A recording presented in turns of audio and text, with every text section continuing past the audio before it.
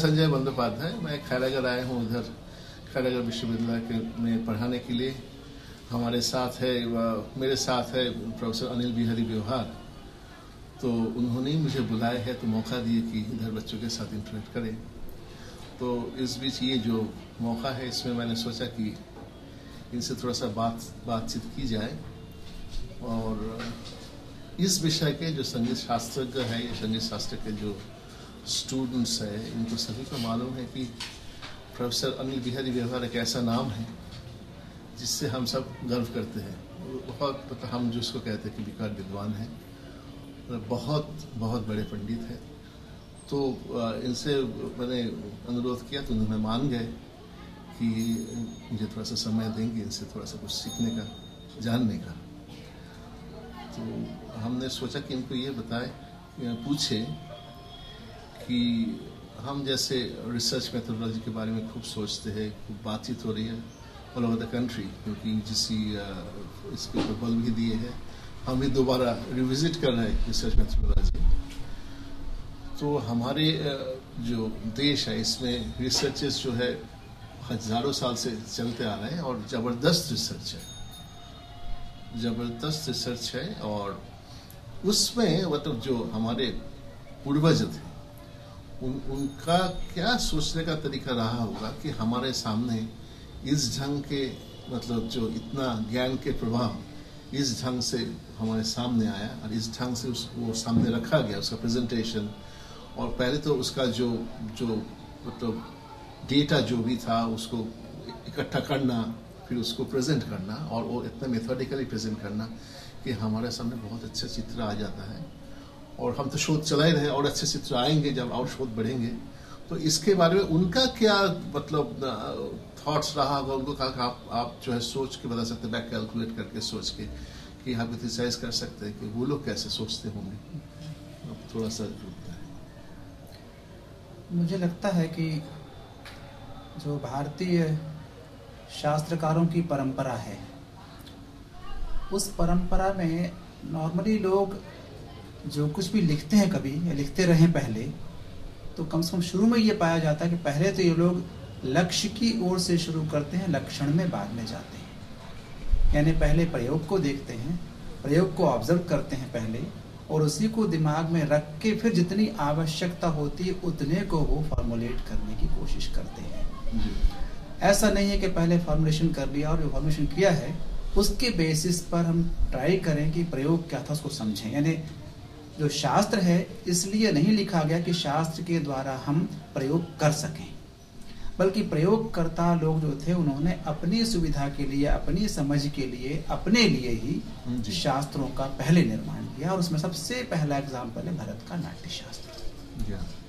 नाट्यशास्त्र को पढ़ के कोई चाहे कि हम उसके आधार पर उस समय की नाट्य परंपरा को रिकंस्ट्रक्ट कर लें, तो वो पॉसिबल नहीं है, क्योंकि वो भरत परंपरा के जो शिष्य थे उन्हीं के लिए और उन्हीं के द्वारा लिखा गया ग्रंथ है।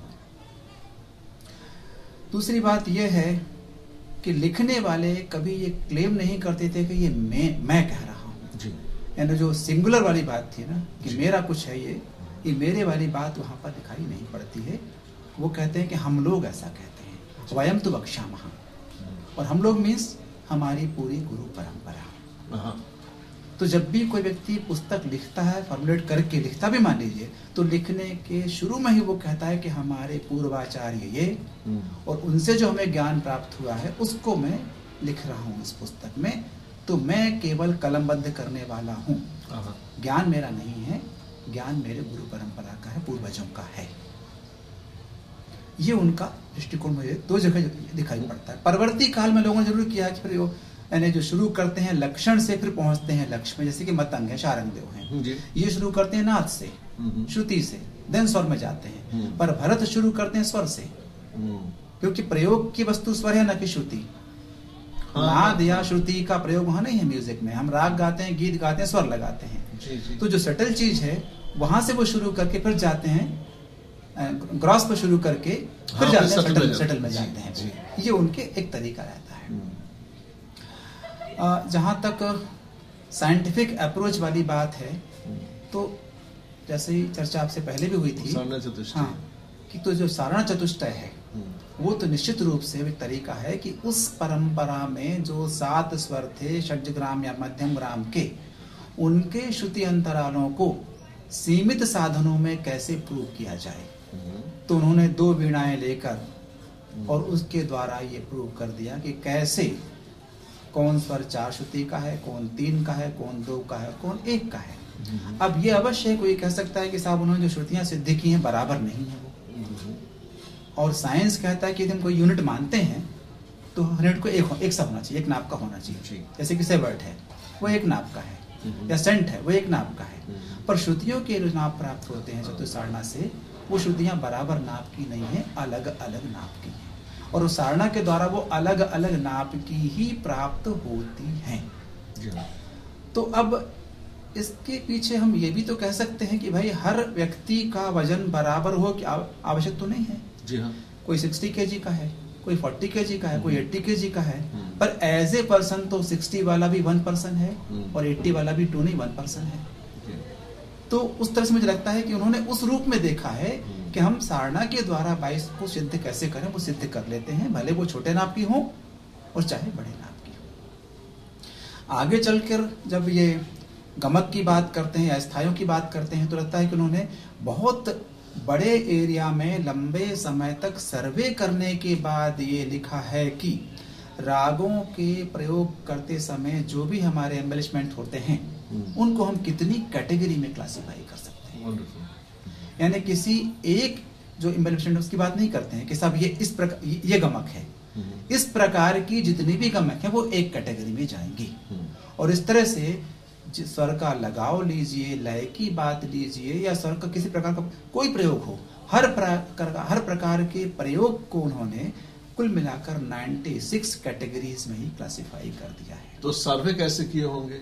ये वो कि जो उस समय लोग जहां तहां भी गाते थे उनको सुना होगा और बार बार सुना होगा, और शायद गुरु परंपरा में वर्षों इस चीज को लोगों ने साधा होगा, तब जाकर लास्ट में शारंग देव ने या पार्षद ने उसको फॉर्मुलेट किया होगा। तो उसका जो मतलब जो एरिया है, मतलब जो ज्योग्राफिकल एरिया, मतलब अलग अलग जगह में पूरे भारत में इस संगीत का चर्चा हुआ करता था। तो उसका कैसे करते होंगे आप? मुझे लगता है कि एक व्यक्ति के वश की बात तो नहीं है जी। जो लिख रहे हैं शारंग देव, वो उनको अपनी गुरु परंपरा से प्राप्त हुआ होगा, यानी 2, 4, 5, 10 पीढ़ी में जाकर ये तय हो पाया होगा कि कुल मिलाकर 96 कैटेगरीज हो सकती है। और उस विषय काफी गैप भी है ना, 2 इम्पोर्टेंट किताब में काफी गैप भी है। हाँ, गैप भी है। पर हम केवल शारंग देव ने सब कुछ कर दिया ऐसा नहीं कह सकते हैं जी। वो पुरानी परंपरा को लेके साथ चल रहे हैं, नाम शारंग देव का हो रहा है, पर बात वो पूर्वजों की कह रहे हैं जी, ऐसा लगता है जी जी। मतलब उनके जो है, हाँ, अलग अलग जो शिष्य वर्ग है, जो पूर्वज है, वो अलग अलग जगह में रहते होंगे, फिर कभी मिले होंगे तो बातचीत किए होंगे। नहीं, ये भी संभव है ना कि गुरु परंपरा में कोई गुरु कहीं पर, कोई गुरु कहीं पर, और सब कभी मिल गए तो कॉन्फ्रेंस हो गया, मिल गए। हाँ। तो कितने प्रकार होते हैं? 95 होते हैं। एक और देखा वहां पर, एक और ऐड करिए आप, चलिए। तो ऐसे सामूहिक तौर पर चीजें संग्रहित होती चली, किसी एक व्यक्ति ने क्लेम नहीं किया कि मैंने ये खोजा है।